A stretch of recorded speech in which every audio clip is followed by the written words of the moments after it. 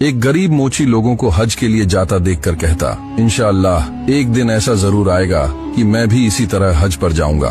फिर वो बड़ी मेहनत से लोगों की चप्पलें सीकर पैसे कमाता, कुछ घर का खर्चा चलाने के लिए खर्च करता और कुछ पैसे जमा करता रहता। फिर काफी मुशक्कत करके सालों के बाद आखिरकार उसने हज करने जितने पैसे जोड़ ही लिए।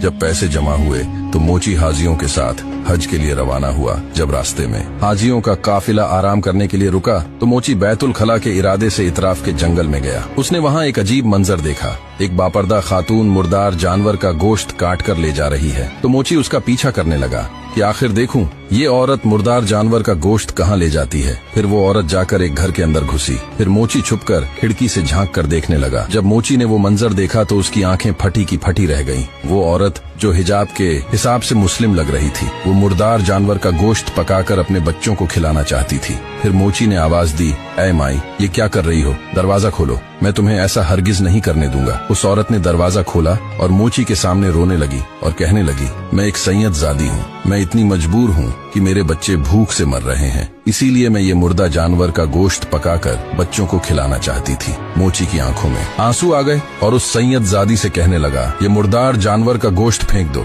मैं जाकर तुम्हारे बच्चों के लिए कोई बंदोबस्त करके लाता हूँ। फिर वो मोची हज पर नहीं गया। हज के पैसों से जितना भी सामान मिल सका, राशन वगैरह, वो खरीद कर लाकर उस सैयद जादी को दिया। सैयद जादी अपने रब की बारगाह में हाथ उठाकर उस मोची के लिए दुआ करने लगी, ऐ अल्लाह, इस मुसाफिर के दोनों जहां सरखरू कर दे। फिर वो मोची वापस अपने गांव चला गया। महीनों बाद जब हाजियों का काफिला वापस पहुंचा तो मोची हाजियों को फूलों के हार पहनाने लगा। हाजी कहने लगे कि भाई, तू क्यों हमें हार पहना रहा है? तू तो हज पर हमारे साथ ही था, हार तो तुम्हारे गले में भी होने चाहिए। इस इलाके के लोग हाजियों से कहने लगे, ये क्या कह रहे हो? ये मोची तो यहाँ गांव में हमारे साथ था, ये तो हज पर गया ही नहीं, रास्ते से ही लौटकर वापस आ गया था। फिर लोग हैरानगी से पूछने लगे, ऐ मोची बता, तूने ऐसा क्या अजीम नेक अमल किया कि तेरा हज अल्लाह पाक ने घर पर ही कबूल कर दिया?